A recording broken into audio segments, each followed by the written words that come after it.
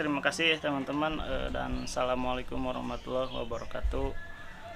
Jadi hari ini saya ingin berbagi pengalaman tentang penyakit yang sering menjangkiti burung-burung peliharaan, dan untuk yang pernah saya alami di penangkaran saya sendiri itu ada penyakit ISPA atau infeksi saluran pernapasan.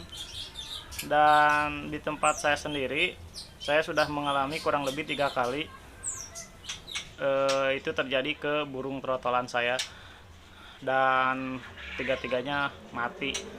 Jadi walaupun sudah saya bantu dengan obat-obatan karena mungkin memang sudah terlalu parah, jadi burung ini hanya bertahan kurang lebih 4 hari. Nah, untuk penyebabnya sendiri sebenarnya sepele teman-teman. Ini hanya mungkin dari kebiasaan. Ada juga mungkin yang karena waktu kita yang tidak terlalu banyak, karena kebetulan saya juga bekerja, jadi saat itu saya tidak sempat membersihkan kotoran di kandangnya, sehingga kotorannya sedikit menumpuk. Dan juga burungnya itu kan biasa kalau burung trotolan sering mandi ya, jadi si kotorannya itu menumpuk, ditambah lagi dengan burung murai yang sering mandi, akhirnya kotorannya itu menjadi basah terus berjamur, dan di malam hari kotorannya itu menimbulkan bau. Ditambah lagi dengan kondisi cuaca yang lembab, apalagi sekarang juga masih termasuk musim hujan, dan suhu lembab ini menyebabkan bau yang sangat menyengat. Bahkan untuk saya sendiri yang sering merawatnya, sering merasakan kalau baunya itu bisa 2 kali lipat mungkin ya. Nah, karena keterbatasan waktu saya untuk merawat trotolan ini, nah beberapa kali terjadi saat itu burung trotolan saya mengalami sesak napas ya. Bisa dilihat dari gerakan burung yang memang gerakan mulutnya dan napasnya itu yang seperti yang berat sekali, tidak seperti biasanya. Nah, untuk gejala awalnya mungkin ada yang bisa dilihat dari dadanya atau gerakan mulutnya yang bernapas atau bergerak 2 kali lebih cepat dan terlihat lebih berat. Kemudian untuk gejala lainnya sebenarnya yang ditimbulkan oleh kotoran ini, selain pernapasan yang berat, itu burung ada juga yang terlihat lemas. Biasanya untuk burung yang terlihat lemas ini dia gejala selanjutnya itu nafsu makannya menurun, kemudian beberapa hari kemudian dia biasanya mati. Nah, sebenarnya untuk penyakit yang ditimbulkan oleh kotoran ini lumayan, bukan cuma satu ya, namun yang sering saya alami ini memang untuk gejala ISPA sendiri, yaitu dia napasnya sesak. Nah, untuk yang pernah kawan saya alami sama di penangkaran itu penyebabnya juga sama kotoran, namun dia yang dialami itu tetelo. Jadi bukan hanya ISPA, melainkan juga tetelo dikarenakan kotoran dan bau yang ditimbulkan dari kotoran tersebut.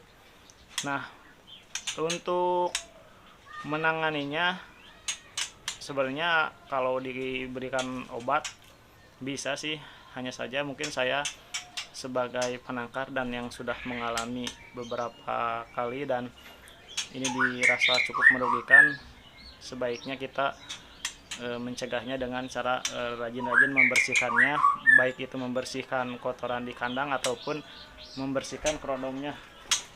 Jadi ketika musim penghujan itu sebaiknya kita sering-sering membersihkan alas kotoran ataupun kerodong. Nah, mungkin kalau bentuk kandangnya seperti ini, bulat, sangkar bulat seperti ini, dilengkapi dengan tembok plastik, itu lebih mudah ketika membersihkannya. Namun untuk sangkar kayu memang kita harus rajin-rajin, karena memang si kotorannya itu bisa bersentuhan dengan kaki si burung ketika burungnya itu sedang makan, lalu makanannya terjatuh seperti jangkrik misalkan. Nah, itu bisa langsung terkontaminasi, berbeda dengan sangkar seperti ini. karena memang burung murai sendiri kurang cocok sebenarnya dengan sangkar besi, karena memang beberapa jenis murai itu kan ada yang nabrak. Nah, jadi teman-teman, saran saya sih agar kita lebih teliti ketika membeli burung ya, baik itu ke penangkar maupun ke kios. Sebaiknya perhatikan dari gerakan nafasnya. Jadi ketika teman-teman melihat burung yang gerakan nafasnya terlihat berat, nah jadi teman-teman bisa lebih berhati-hati karena mungkin saja itu merupakan gejala ISPA. Dan untuk yang pernah saya alami sendiri, gejala ISPA ini lumayan cukup merugikan. Jadi kita sudah merawat gitu kan, terus karena gejala ISPA akhirnya burungnya mati. Nah, untuk saya sendiri mungkin di penangkaran ya sudah mau gimana kan. Nah, namun sayangnya penyakit ini memang untuk saya yang pernah saya alami, penyakit ini memang agak cukup sulit diatasi ketika sudah terjangkit ke burung.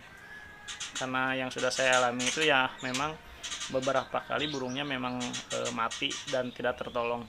Nah, mungkin teman-teman itu saja yang bisa saya sampaikan. Mudah-mudahan kita bisa saling mengingatkan atau bisa lebih teliti lagi ketika ingin membeli burung ya, karena memang burung ini kan tidak ada garansi ya. Jangan sampai teman-teman ataupun siapapun sudah mengeluarkan uang dan sudah capai merawat terus burungnya mati, itu kan sayang sekali. Nah, untuk gejalanya sendiri atau penyebabnya sendiri itu disebabkan oleh kotoran yang menumpuk dan bercampur air sehingga menimbulkan bau. Terima kasih teman-teman, semoga pengalaman saya bisa bermanfaat dan teman-teman bisa mengambil pelajaran mungkin dari beberapa burung saya yang mati. Mungkin teman-teman bisa lebih memperhatikan kebersihannya, mungkin yang masih jarang membersihkannya, sehingga burungnya bisa tetap sehat dan jika dijual bisa menghasilkan atau mengembalikan uang kita. Terima kasih. Assalamualaikum warahmatullahi wabarakatuh.